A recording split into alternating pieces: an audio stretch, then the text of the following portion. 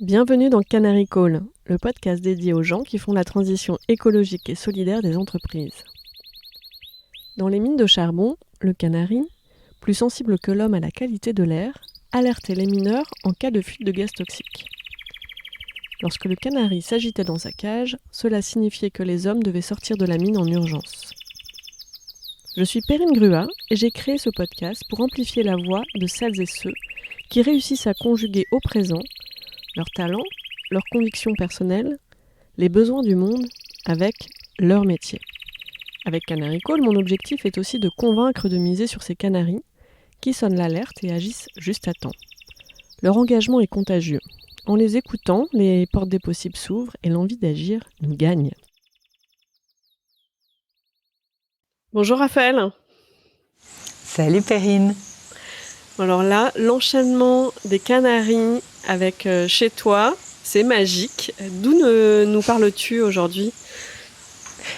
Alors je vous parle depuis Mfoué, qui est le petit village en bordure du parc de safari de South Luangwa, dans la province de l'Est en Zambie. La Zambie étant un pays d'Afrique australe qui est coincé entre 9 autres pays, notamment le Malawi, le Zimbabwe, le Congo, l'Angola, la Namibie, etc. Bref, il y en a pas mal, la Tanzanie. Donc c'est un pays au milieu des autres qui faisait partie de ce qu'on appelait la Rhodésie. La Rhodésie étant initialement le Zimbabwe et la Zambie. Et quand ils ont eu leur indépendance en 1964, les deux pays se sont splittés et ont vécu de leurs propres ailes. Bon, j'espère que l'épisode donnera envie à plein de gens de se pencher sur la carte. Je mettrai le lien dans les commentaires. Qu'est-ce qu'on entend là ? J'ai envie d'écouter un peu. Qu'est-ce qu'on entend comme... Il y a du monde avec toi. Ah, il y a du monde. Comme ce matin, alors c'est rigolo, ce matin il y avait tout un groupe d'éléphants qui passaient. Parce qu'en fait, le parc est entouré d'une rivière et en fait la rivière est la frontière naturelle du parc. Donc en fait, il n'y a pas de barrière, les animaux rentrent et sortent, etc. Et là, pour être tranquille, me suis installée dans la maison d'une de mes amies qui est au bord de la rivière, justement. Et donc, tu as vu sur le parc, et il y avait un troupeau de 20 éléphants qui sont passés ce matin, c'était magique. Et généralement, ils traversent la rivière aussi à un moment de la journée pour s'ébrouer un petit peu, boire et faire un petit bain. Donc c'est toujours assez sympa. Et c'est sympa surtout de savoir que la nature se mélange complètement à la vie humaine et à la vie du village. Alors ça peut créer des conflits parfois parce que les éléphants peuvent aller faire des raids sur les champs des paysans locaux, ce qui n'est pas très bien apprécié évidemment, mais globalement c'est quand même très très chouette de se dire qu'ils ne sont pas parqués justement dans un parc et que c'est bien une réserve naturelle avec zéro frontière. On y reviendra, mais c'est un choix de ta part d'être là. Quand on a préparé l'épisode, tu as dû évacuer la maison parce que les crocodiles arrivaient, c'est bien ça ? Ah oui, alors c'était la saison des pluies quand on s'est parlé la première fois, qui est en janvier-février. Et il y a toujours un moment de l'année où la fameuse rivière dont je viens de parler est en crue. Et donc l'eau monte dangereusement et arrive parfois au niveau des maisons qui en sont le plus proches. Et donc j'étais dans une maison effectivement où nous avons dû évacuer les lieux parce qu'on s'est réveillé un matin avec de l'eau dans la maison et puis du coup mon bureau qui était à l'extérieur était avec 1 mètre d'eau sous le bureau, donc les crocodiles passaient allègrement, donc il était temps de partir. Bon voilà, le cadre est posé. Alors on a été mis en relation par Sandrine Meunier, la Chief People Officer d'Aircall. Moi je savais pas du tout, la première fois, on s'est connecté en visio pour un premier échange et donc j'ai découvert où tu vivais et ton parcours et j'ai eu très envie de te proposer de faire cet épisode parce que ta capacité à te mettre en position de choix en fait dans ta vie, dans ton parcours m'a beaucoup marqué. Et je pense que en tant que coach, en tant que recruteuse, j'ai beaucoup à accompagner ces sujets de déjà se mettre en position de choix, parce que parfois on a l'envie de mouvement, mais on ne sait pas trop vers quoi. Donc déjà pouvoir déclencher des opportunités de choix, différentes options et ensuite choisir. Donc si tu le veux bien, j'aimerais bien qu'on puisse partager cet élan avec les auditrices et les auditeurs autour du choix. Ah, c'est un thème très intéressant qui m'interpelle beaucoup, donc c'est super, on va parler de ça. Écoute, c'est rigolo parce que moi, quand tu me dis choix, le premier truc auquel je pense, c'est choisir, c'est renoncer. Et pendant très longtemps, j'ai eu beaucoup de mal à renoncer. Et donc, du coup, j'ai fait plutôt des choix par défaut dans ma vie, dans le sens où je restais assez volontairement dans des voies relativement larges. Parce que je ne savais pas du tout où je voulais aller. Et en fait, je trouvais ça très angoissant. Les questions qu'on me posait, tu sais, à l'adolescence, à l'école, c'est quoi ta passion, qu'est-ce que tu veux faire? Moi, à 12 ans, à 15 ans, à 16 ans, je ne savais toujours pas ce que je voulais faire. Et donc, par défaut, j'ai toujours pris les options les plus globales, on va dire, qui laissaient le choix le plus ouvert possible. Donc, typiquement, faire une terminale ES, donc économie et scientifique à l'époque, enfin économie et sociale, pardon, voilà. Ah bah comme moi, comme ça, c'était ni trop scientifique, ni trop littéraire, ouais, ça me parle.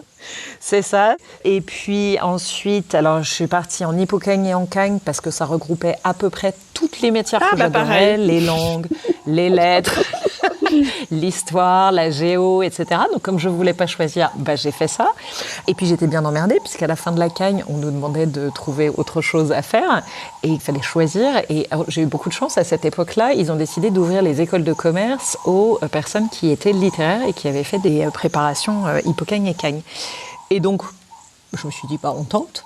Et puis, en tentant, j'en ai eu une. Je me suis donc retrouvée en école de commerce à l'ESSEC, après avoir conchié pendant des années tous les gens autour de moi qui faisaient des écoles de commerce en me disant « Mais je comprends pas le concept des gens qui travaillent comme des fous pendant 2 ans en prépa pour ensuite aller faire la fête pendant 3 ou 4. Vraiment, je comprends pas du tout. » Et j'ai fait exactement la même chose. Alors du coup, ça a été un peu un non-choix. Ça a été un choix puisque j'ai décidé de faire ça plutôt que de partir faire de l'histoire à la fac et ensuite en essayant de rebifurquer vers Sciences Po. Mais c'est un choix, je pense, ou un non-choix qui m'a ouvert ensuite vraiment toutes les portes de ce que je suis maintenant et de tout ce en quoi je crois maintenant.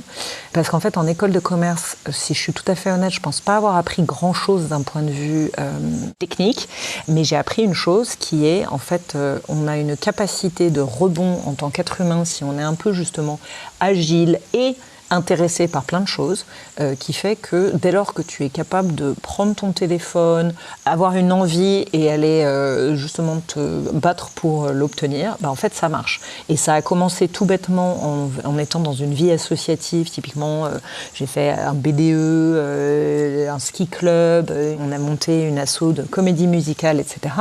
Et toutes ces choses-là, en fait, il suffisait d'avoir une envie et de se dire, comment je la concrétise? Alors, faut que je fasse un budget, faut que je trouve des personnes avec qui le faire, faut trouver des sponsors. Comment je trouve des sponsors? Je fais un pitch au téléphone, puisqu'à l'époque, il n'y avait pas d'internet, à des gens, je leur explique le concept, etc. Et en fait, tu te rends compte que, plus ou moins, tout est possible à partir du moment où tu te donnes les moyens d'y arriver. Et donc ça m'a ouvert un peu toutes les portes dans ma tête. Oui, parce que là, quand je t'entends, j'ai envie de te poser la question, finalement, c'est quoi l'opportunité de ne pas choisir trop vite, de ne pas renoncer trop vite? Alors, l'opportunité, je dirais qu'elle a été d'aller explorer plein de choses avant d'affiner ce dont j'avais envie. Mais je vois ça à la fois comme une opportunité et peut-être aussi comme quelque chose où parfois j'ai un peu perdu du temps. C'est pour ça que je ne suis pas sûre, par exemple, que je prônerais le fait de ne pas choisir très tôt auprès de mes enfants. Parce que, tu vois, finalement, la voie dans laquelle j'avais vraiment envie d'aller, j'ai commencé à la tracer réellement à partir de 40 ans, je dirais. Alors, je ne sais pas si ça correspond à la midlife crisis, où du coup, tu te poses aussi vraiment la question de quel impact tu as envie d'avoir dans le monde et dans ton monde en particulier. Mais je ne sais pas si ça m'a créé des opportunités ou pas. Ce qui est sûr, c'est qu'en n'ayant pas choisi, en faisant des choix relativement larges, j'ai eu l'occasion de rencontrer beaucoup de gens, d'aller dans beaucoup de secteurs d'activité différents, parce que j'ai jamais eu peur aussi d'aller à l'étranger. J'ai eu beaucoup d'opportunités de déplacements, que ce soit dans le boulot ou dans les voyages que j'ai pu faire. Et en fait, ça, je pense que c'est vraiment ce qui m'a le plus ouvert à moi-même et ouvert aux autres et amené vers ce que je suis et ce que je fais maintenant, je pense. Et de quoi tu aurais eu besoin avec le recul pour pouvoir choisir plus tôt en fait? Parce qu'à la fois j'entendais, mais finalement, voilà, ça m'angoissait quand on me disait quelle est ta passion, qu'est-ce que tu veux faire. Puis moi ça me parle hein, parce que franchement, les questions d'orientation, je trouve que c'était pas évident quand on est encore au lycée. Et... De quoi tu aurais eu besoin pour pouvoir choisir plus vite? Et qu'est-ce que tu aurais choisi? Alors, je pense probablement deux choses. La première, justement, aurait été d'avoir, peut-être d'une certaine manière, chevillé au corps la croyance que, justement, tout est possible et qu'il faut se faire confiance. Et je pense qu'on ne nous transmet pas assez le concept de confiance dans l'éducation telle qu'elle est en France, en tout cas.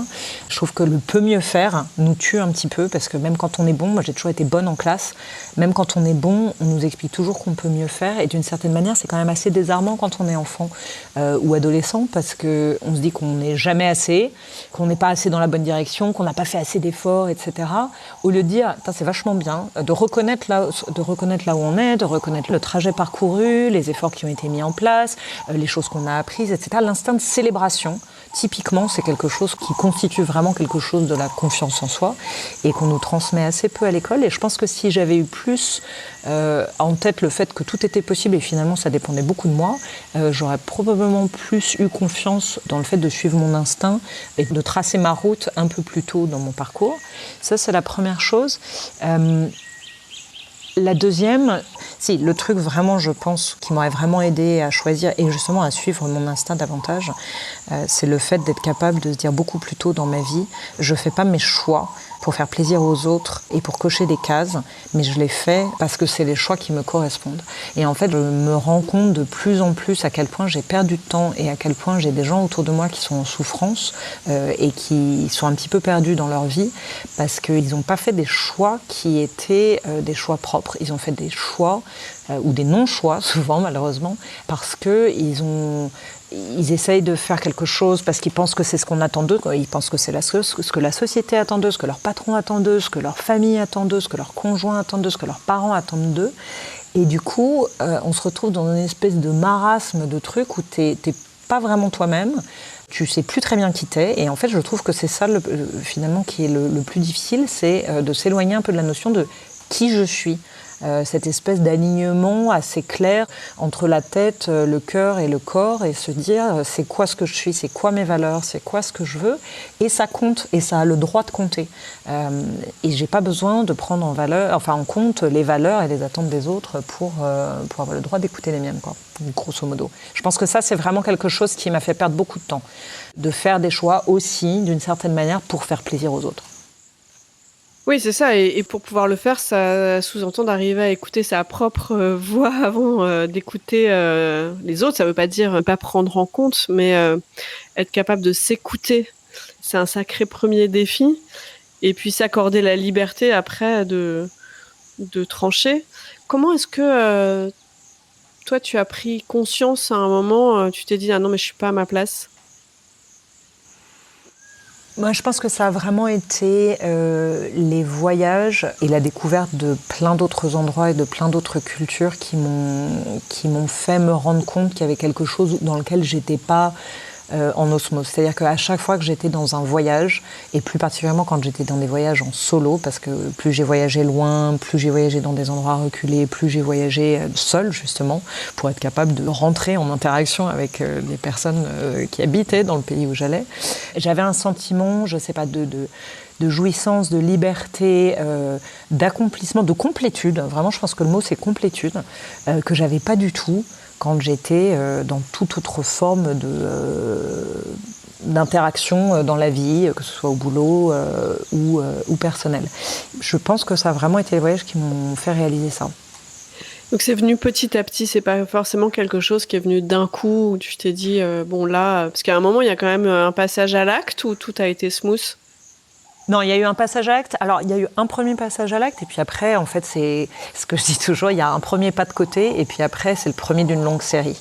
Et en fait, ce qui compte, c'est de poser le premier pas de côté.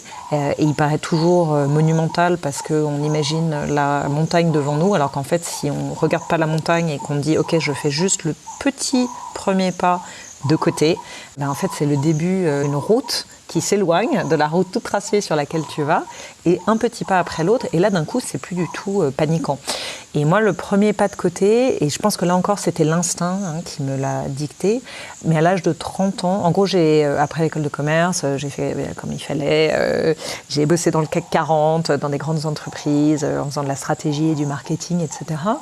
Et à l'âge de 30 ans, une amie d'amis me dit « Écoute, toi qui bosses dans la fripe, je ne sais pas pourquoi elle était persuadée que je faisais des soutiens-gorge, mais je bossais pour la Redoute à l'époque, je ne faisais pas des soutiens-gorge. Mais elle me dit « Toi qui bosses dans la fripe, j'ai un ami qui rentre du Brésil, qui crée une boîte qui s'appelle Tout de Baume, où il fait des vêtements en coton bio et de manière équitable. Il ne connaît rien aux vêtements. Est-ce que ça t'intéresserait que je vous mette en contact parce qu'il cherche quelqu'un pour l'aider à développer ?» Et je venais d'avoir 30 ans et je me suis dit yes, parce que évidemment à 30 ans je commençais déjà à me poser des questions de quel est l'impact que je veux avoir dans le monde, etc.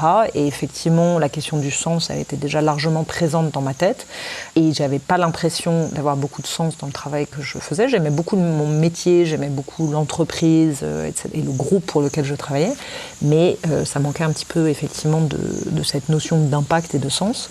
Et j'ai eu cet instinct de me dire si je le fais pas maintenant, c'est pas dans 10 ans que je le ferai.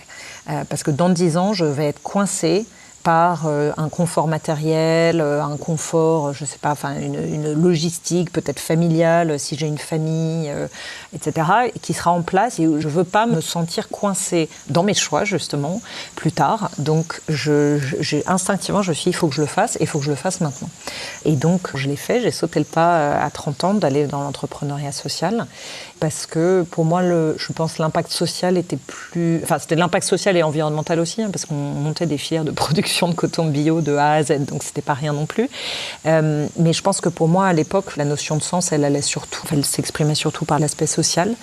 Et je pense parce que cette sensibilité aux gens, elle est venue aussi des voyages. Ça m'a éveillée à la notion d'inégalité, au fait que j'avais une chance folle d'être née là où j'étais née. Il y a un voyage en particulier auquel tu penses là maintenant, en évoquant cette notion de prise de conscience sur les inégalités, les différences? Ouais, alors j'ai fait un assez long voyage. En fait, j'ai passé 1 an aux États-Unis où je bossais pour une petite entreprise, alors pour le coup encore sur du marketing, de la détection de tendances, etc. Et j'avais 25 ans. Et à l'issue de cette année, en fait, il s'est passé le 11 septembre à ce moment-là, qui a été un gros bouleversement dans ma vie, parce que je pense que ça m'a vraiment renvoyé... le fait que la vie pouvait basculer d'une manière incroyable, littéralement 10 minutes. Et ça m'a fait prendre conscience aussi que j'avais une chance extraordinaire de vivre dans des pays, jusqu'ici, qui n'étaient pas en guerre. Parce que je me suis retrouvée à New York, dans une ville où c'était quasiment en état de guerre. Enfin, il y a eu quelque chose vraiment de très très fort à ce moment-là, avec les craintes d'anthrax. Enfin, il y a eu beaucoup de choses qui se sont passées dans les mois qui ont suivi, qui étaient très anxiogènes. Et je me suis dit, en fait, je me suis transposée dans la vie de tous les gens qui vivaient avec cette anxiété au quotidien. Alors nous, on ne se prenait pas des bombes sur la tronche, loin de là, à New York. Néanmoins, d'un coup, je me suis dit, mais en fait, il y a des gens qui vivent avec ça tous les jours, qui quittent leur foyer le matin en sachant pas s'ils vont revoir tous les membres de leur famille le soir. Et je pense que ça a été un énorme... ça m'a ouvert les yeux d'un coup sur le fait que j'étais née d'une certaine manière avec une petite cuillère en or dans la bouche. Alors ça, c'était sur les conditions de paix, on va dire, versus des conditions de guerre. Et juste après ça, j'ai fait un voyage assez long qui a duré 10 mois en Asie du Sud-Est, où j'ai commencé au Népal et terminé beaucoup plus loin en Asie du Sud-Est.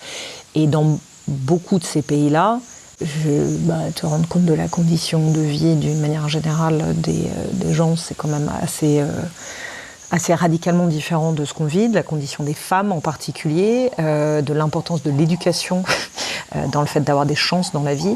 Ça aussi a été très clair pour moi dans ce voyage-là. Et puis tous les autres voyages n'ont fait que confirmer ces choses-là.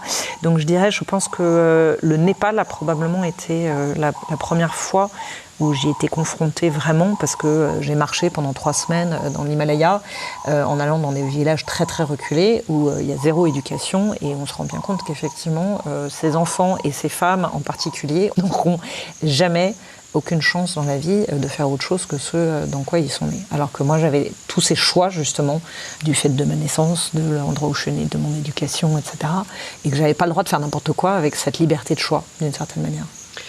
Et donc là, ces voyages, ce pas de côté, et comment est-ce que tu as continué le chemin après? Pour en arriver, jusqu'à là où tu es maintenant? Là où je suis maintenant, Ouais, dans la Zambie. on a envie de savoir. Bah écoute, j'ai fait ce pas de côté dans l'entrepreneuriat social à 30 ans. J'ai passé beaucoup de temps du coup à cheval entre le Brésil et la France pendant 7 ans. Et puis au bout de 7 ans, pour diverses raisons, on a pris la décision de fermer la société et de la fermer sans planter aucun fournisseur, sans planter aucun salarié, en prenant le temps de le faire dans des conditions tout à fait décentes pour tout le monde. Et ça a été un gros moment de questionnement sur qu'est-ce que je fais dans ma vie. Je suis partie traverser le Pacifique à la voile à ce moment-là avec des amis qui vivaient en bateau avec leurs enfants et qui s'apprêtaient à traverser. Je me suis dit, ça va être un bon moment pour me poser avec moi-même et justement réfléchir concrètement de quoi tu as envie pour plus tard. Parce que je me rendais bien compte que si je repartais bille en tête dans quelque chose d'autre, ça allait pas le faire. Et qu'il fallait que je prenne le temps de connecter avec moi-même et là encore connecter avec mon cœur et mes intuitions pour savoir vers quoi aller. Et alors ça a pris beaucoup de temps parce que pendant 3 semaines, il s'est littéralement rien passé dans ma tête. Jusqu'à une nuit, un quart de nuit, où il y a le mot liberté à un moment qui est venu me heurter en plein quart de nuit. Et heureusement, j'avais un petit carnet de notes et j'ai noté absolument tout ce qui m'est passé dans la tête. Vas-y, Un dis-moi. quart de nuit, juste pour les personnes qui n'ont pas l'habitude de faire de la voile, c'est quand on prend son tour. Ouais. On est le capitaine du bateau pour un quart de la nuit. Ouais, C'est ça. Et bah donc forcément, quand tu traverses le Pacifique, tu as 17 jours et 17 nuits de navigation sans t'arrêter, sans toucher terre.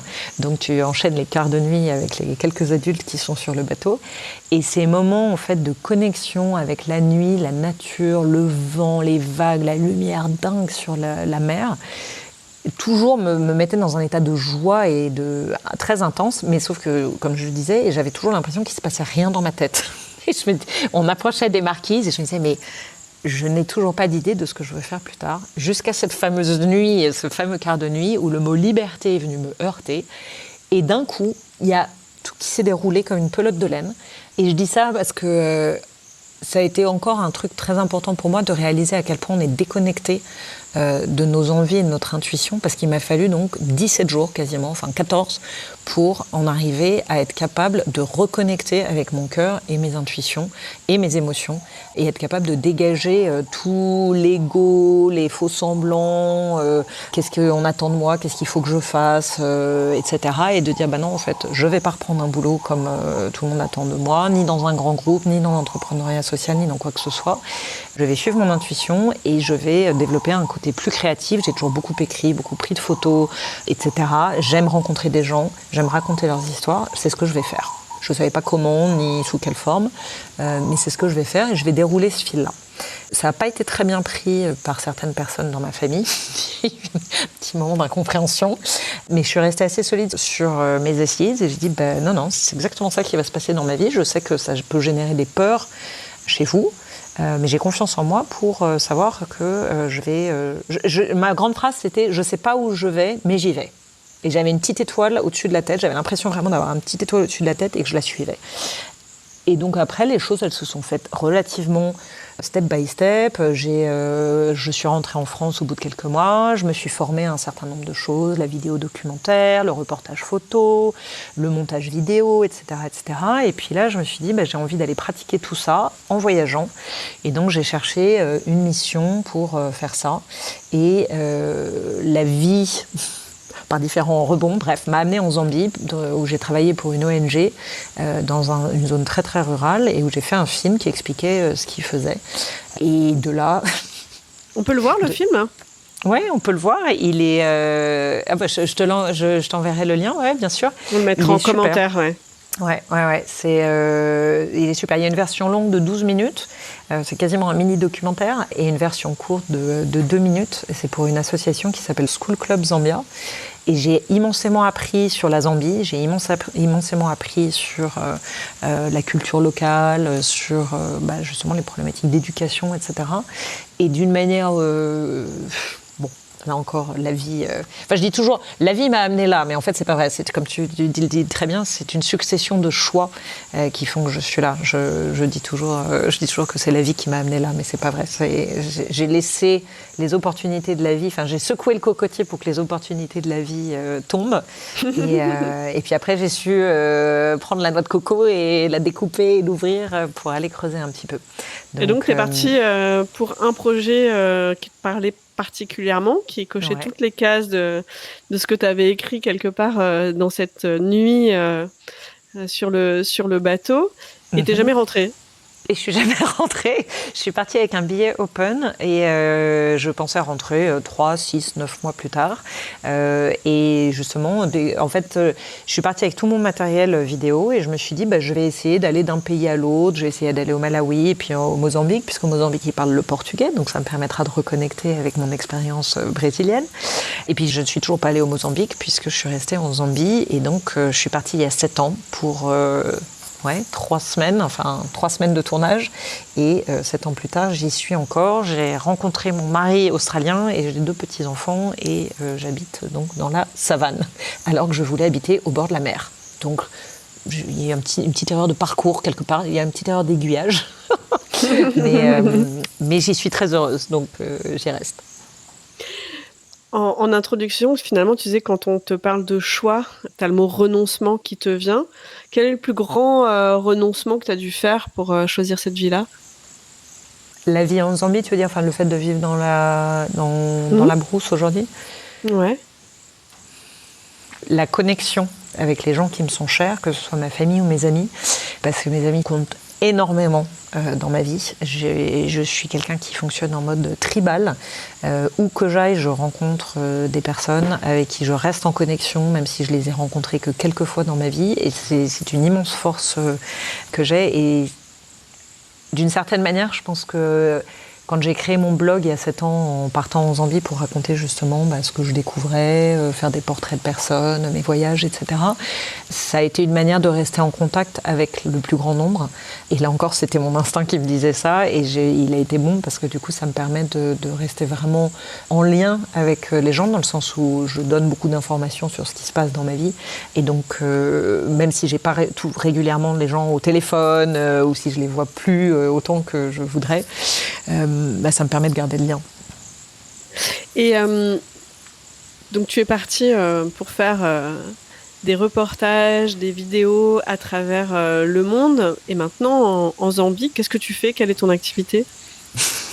Alors là encore, j'ai un petit peu bifurqué. Donc après avoir fait quelques vidéos, en fait, j'ai eu l'opportunité de commencer à travailler pour une boîte qui faisait des textiles de maison peints à la main par des artisans locaux là où j'habite. Et j'ai travaillé pour eux. Donc au départ, je suis venue pour 3 mois et comme je disais, j'ai travaillé pour eux 6 ans et je les ai quittés seulement au mois d'août dernier. Donc je suis restée dans l'entrepreneuriat social d'une certaine manière pendant 6 ans. Je me suis fait un petit peu rattraper par ça, mais parce que le projet était super. Et parce que ça me permettait de continuer à faire mes vidéos à côté. Donc à côté, je continuais à faire des vidéos pour des ONG de temps à autre. Je continuais à écrire mes articles de blog, etc. Mais surtout, y a quelque chose qui s'est mis en place, qui est relativement important dans ma vie maintenant, qui est ma vie de famille, puisque j'ai 2 petits-enfants qui sont arrivés là-dedans, et que j'étais enceinte du second quand le Covid nous a tous attrapés par surprise. Et je me suis rendu compte que, bien que j'avais écrit une vie dans laquelle, sur le papier, j'étais très libre. J'avais fait des choix qui étaient forts et qui étaient très significatifs pour moi. Je me sentais tout de même coincée. Et pourquoi je me sentais coincée ? Parce qu'en fait, de manière interne, mon écologie intérieure n'était pas respectée. Parce que j'avais pas résolu un certain nombre de problèmes personnels. Et en fait, parce que je voulais pas continuer sur je sentais des frustrations monter en moi, je sentais de l'agressivité parfois, une certaine forme de frustration, je pense. Et en fait, ça m'a pris un certain temps avant de comprendre pourquoi, mais j'ai à ce moment-là fait un coaching professionnel, et puis j'ai commencé à entamer pas mal de démarches de développement personnel pour comprendre ce que ces frustrations pouvaient exprimer, d'où ça pouvait venir. Enfin, on a tous un bagage personnel fait de croyances limitantes et de choses qu'on se raconte. Tout ça m'a permis de mettre à jour le fait que j'étais pas encore là où j'avais envie d'être. Et en fait, j'ai fait toute une démarche qui s'appelle l'ikigai. Je ne sais pas si tu es familière avec ça, j'imagine que oui, en tant que coach, qui est un concept japonais. Alors super outil, je trouve, à titre individuel et collectif. Moi, je l'utilise autant personnellement que à l'échelle d'une entreprise pour travailler sur la raison d'être de l'entreprise. Donc, très bel outil. Ouais. C'est un super outil. C'est aussi au cœur de la démarche de la perma-entreprise. Pour celles qui sont curieux du sujet, on a eu 2 épisodes avec Thomas Brezard sur le sujet. D'accord, j'irai les écouter, super.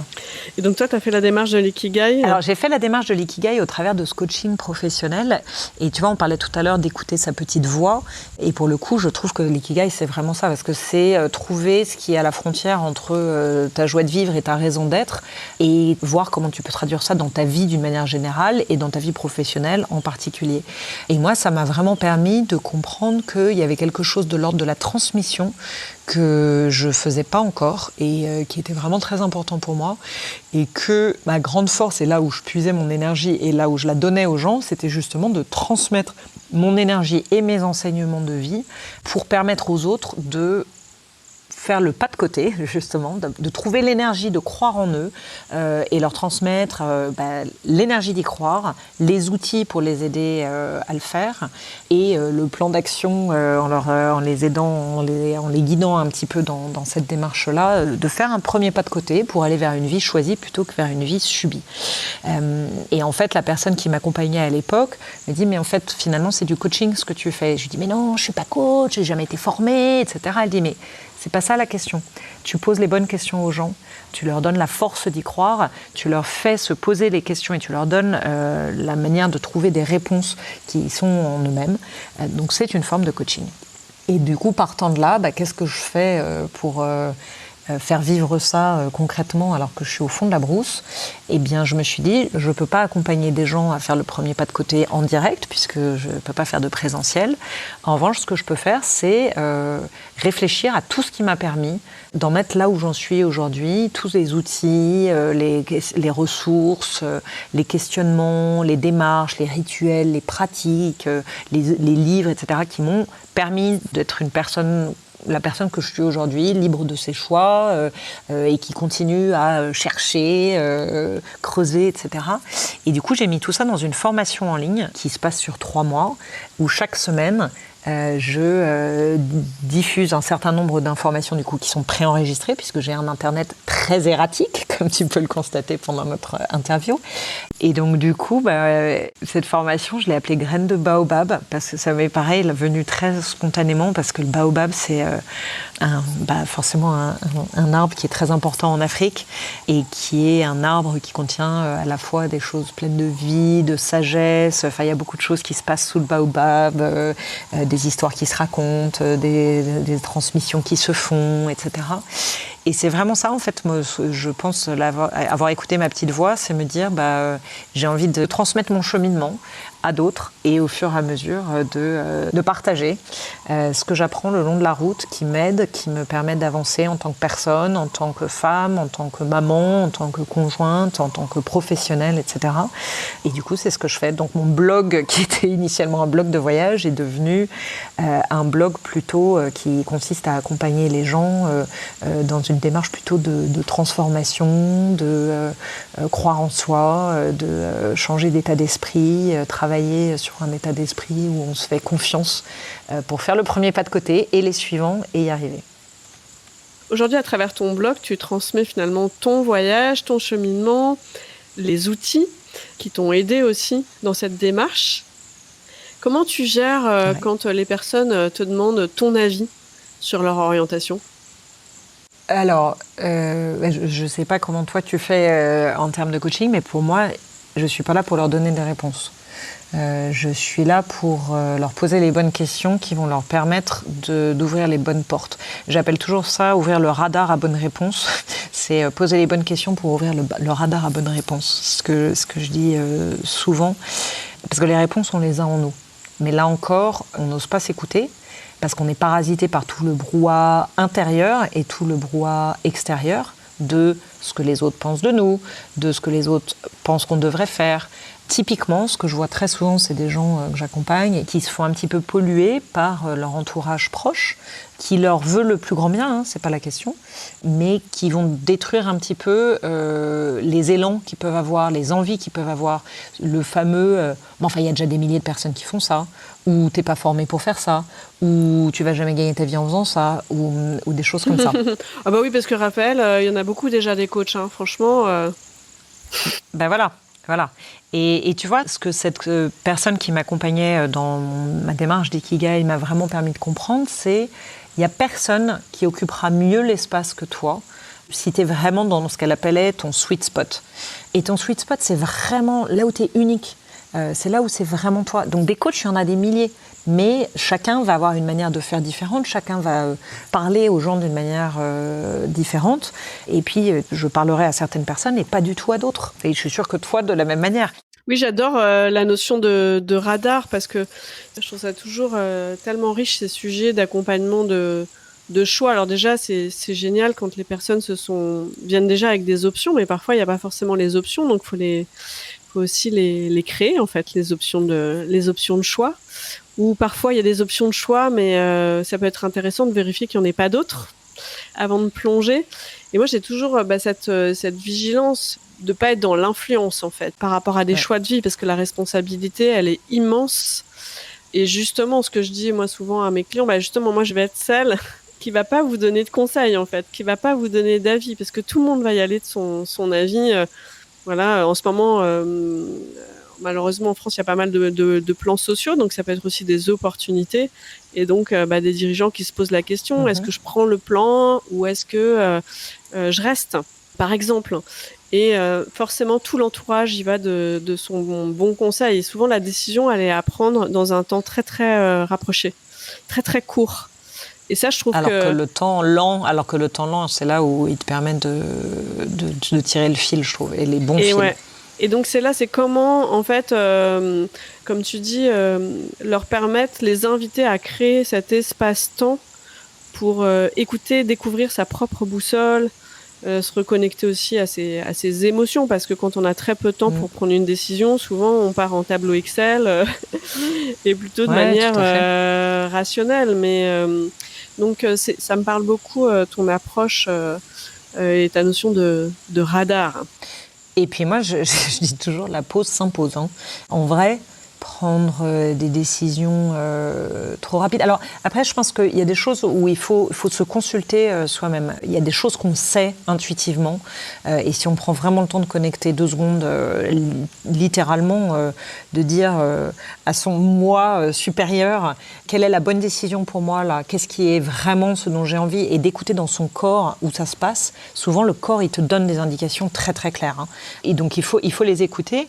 Et après, je trouve que justement, si tu as un petit peu le luxe de prendre le temps d'aller faire plus d'exploration, je trouve que la démarche d'Ikigai, pour ça, elle est géniale parce qu'elle ramène vraiment à la notion de flow, à des choses qui relient à l'enfance, qu'est-ce qui te mettait qu'est-ce qui te met en joie, qu'est-ce qui te fait perdre la notion du temps. Ensuite, elle te ramène à la notion d'impact, quel est l'impact que tu veux créer. Et tout ça, moi, ça m'a pris énormément de temps entre le moment où j'ai commencé à creuser ces questions-là et le moment où j'ai accepté que je n'allais pas faire un métier qui était lié à ma zone de compétence, mais plutôt à ma zone de brillance, parce qu'en fait, je trouve que c'est vraiment ça l'histoire, c'est ne pas se raccrocher à ce qu'on sait faire. Et le problème, c'est quand on te demande de prendre une décision rapidement, tu penses que à ta boîte à outils, des trucs que tu sais faire, tes compétences que tu as appris à l'école, ce que tu as appris dans tes métiers, et tu dis c'est le seul truc que je puisse faire. Alors que pas du tout. C'est tellement faux. C'est tellement faux. Il y a tellement d'autres choses que juste ta boîte à outils, ta zone de compétence, il y a ta zone justement de brillance. Mais pour ça, ça implique de ne pas se mettre le couvercle tout de suite en disant « Ah bah non, je ne peux pas faire ça parce que justement, il y a déjà 1000 personnes qui le font, ou je ne serai jamais payée, ou je ne sais pas faire, ou je n'ai pas les compétences, je n'ai jamais été formée, blablabla. » Ou parce que ton collègue ou ton conjoint te dit « Mais enfin, ça n'a aucun sens de faire un truc pareil. » Et tout de suite, tu vas remettre dans un coin quelque chose qui est en fait une envie très très profonde en te disant « Bah non, c'est pas sérieux. » Le fameux, c'est pas sérieux. Et l'autre point aussi auquel j'essaie d'être vigilante, c'est les émotions que chacun ressent vraiment. Et quand il y a par exemple de la peur, moi j'invite plutôt à l'accepter, à la regarder. C'est un indicateur comme un autre. Je pense que c'est pas forcément à mettre sous le tapis. Parfois, comme tu dis, il y a une question de temps, de momentum, c'est bien de l'accepter aussi. En fait, il n'y a pas que se connecter à sa joie, il y a aussi se connecter aux autres émotions qu'on peut ressentir. Il n'y a pas d'émotions négatives. Bien sûr. Mais ce que disait très bien cette personne qui m'a accompagnée, elle dit, le jour où vous allez toucher du doigt le truc qui est vraiment ce que vous avez envie de faire, le lendemain, vous allez vous réveiller et vous allez être pris de panique en disant, mais non, c'est n'importe quoi, etc. C'est que vous êtes au cœur du réacteur. Vous inquiétez pas, c'est normal d'avoir peur. Et c'est exactement ça, tu as tout à fait raison.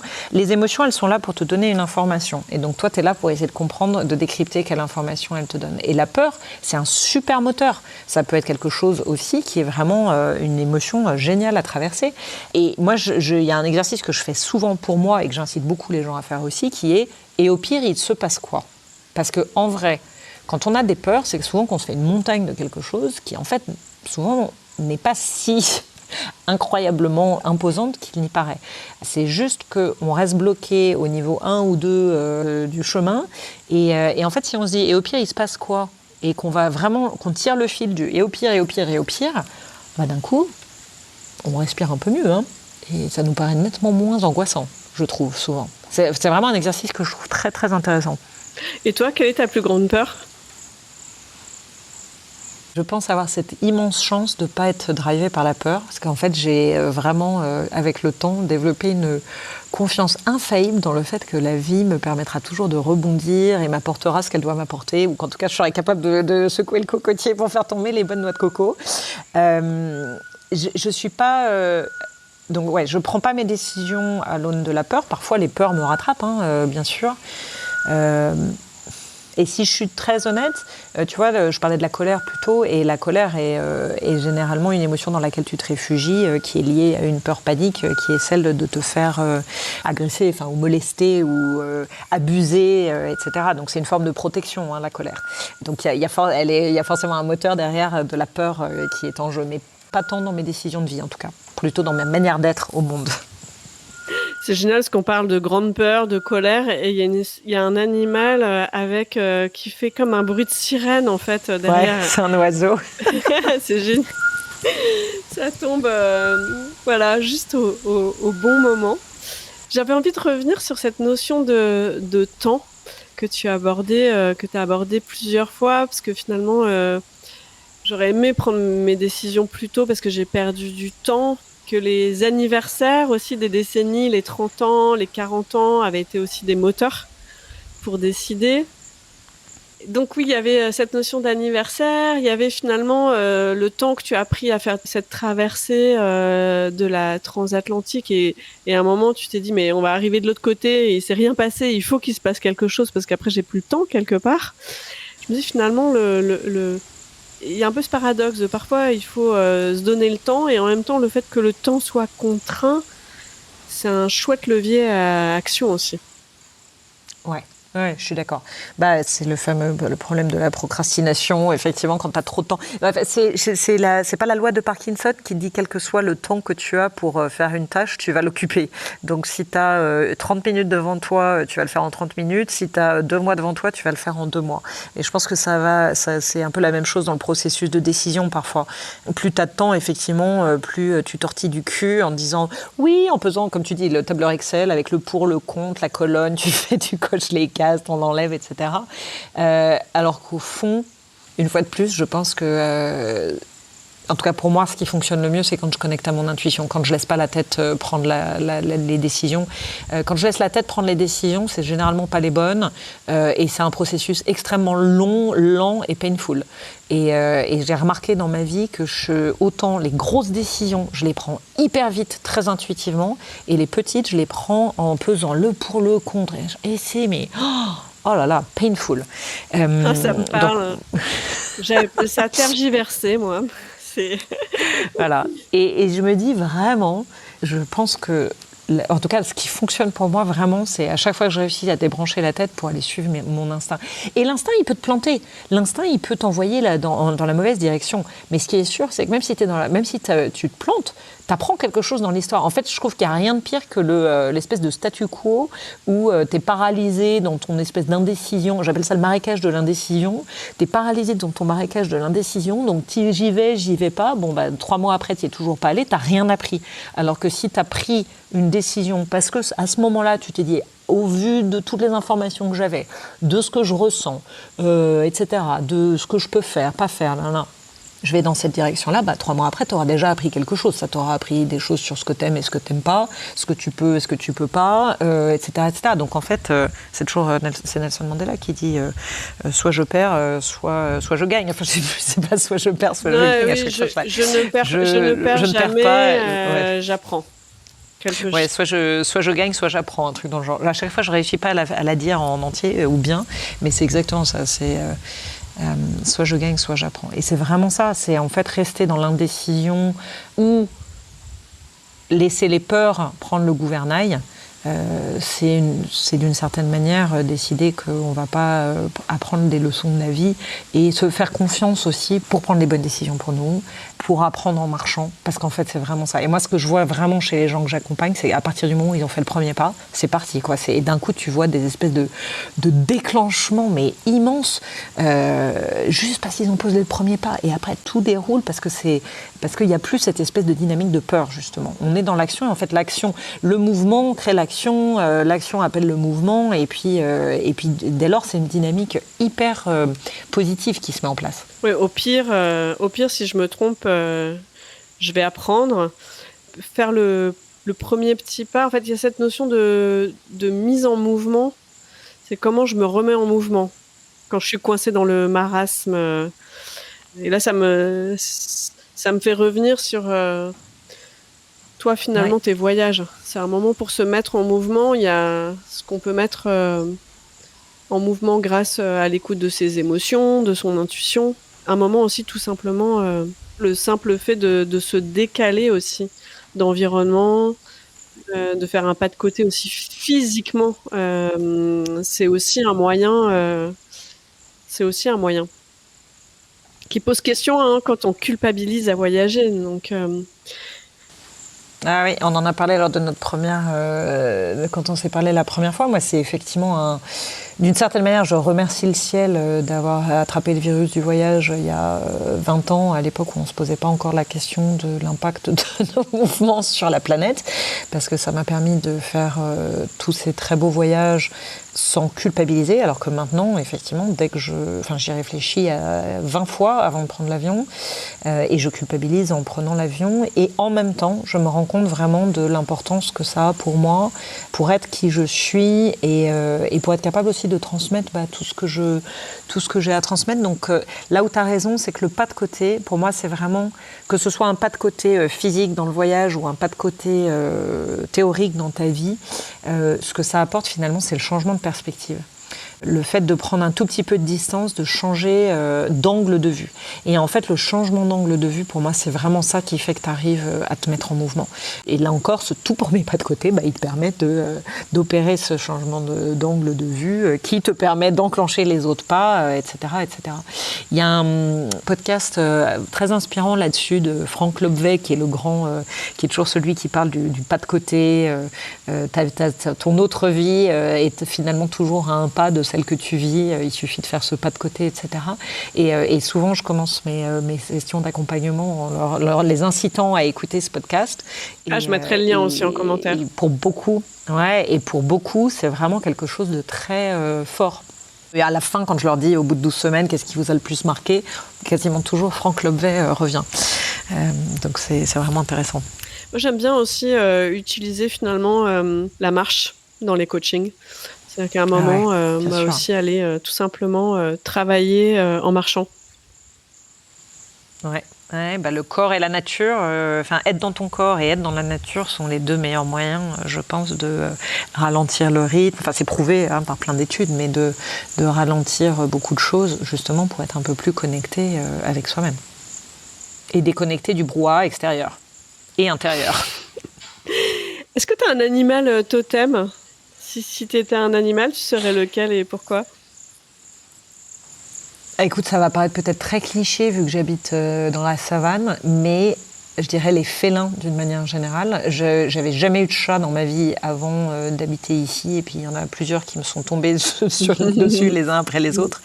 Et puis je vais souvent dans le parc, et où on a la chance d'être un des parcs où il y a le plus de léopards au monde. Il y a la plus grande densité de léopards au monde, et puis il y a beaucoup de lions.